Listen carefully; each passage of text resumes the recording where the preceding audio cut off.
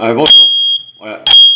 Mon détecteur de fumée se met en route tout seul. Pourquoi? Je vais essayer de vous donner une explication. Alors je vais l'éteindre tout simplement. On appuie dessus. Voilà. Donc je l'ai désactivé simplement avec le bouton poussoir. Alors pourquoi il se met en route tout seul? Alors il y a deux raisons. Ou bien il y a un nid de poussière à l'intérieur, ou alors la pile est usée. En général, ces appareils, c'est 5 années. Pour que la pile reste active, c'est 5 années. Donc, il y a des modèles où il y a une pile préinstallée du fabricant. On ne peut pas mettre une autre. C'est une pile de fabrication avec le modèle que vous avez acheté. Ou alors, vous avez des piles que vous pouvez, vous avez des appareils que vous pouvez changer la pile vous-même. Donc, ce détecteur, il a environ plus de 5 ans. Et il se met en route tout seul, en pleine nuit, sans qu'il y ait de fumée ou incendie, n'importe quoi.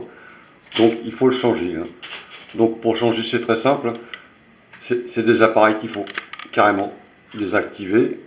Vous l'enlevez et vous avez dans les détecteurs de fumée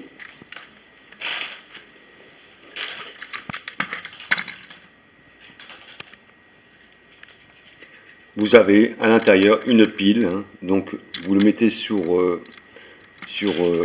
éteint, voilà, éteint, et vous changez la pile qui est à l'intérieur. Alors, s'il y a un emplacement pour changer cette pile-là, vous changez la pile, c'est des piles de 9 volts en général là-dessus.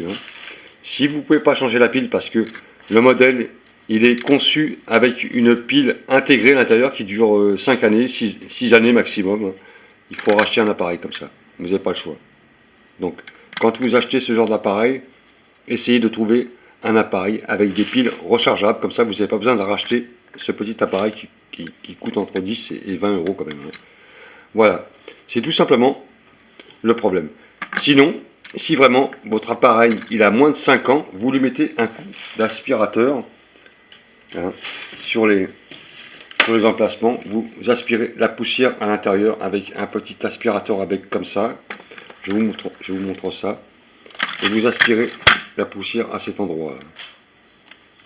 Des fois, il y a des insectes qui se mettent à l'intérieur. Donc, voilà.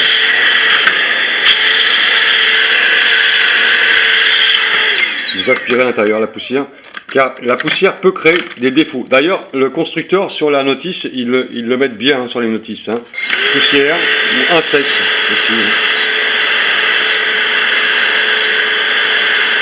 Voilà. Vous enlevez la poussière qui est à l'intérieur.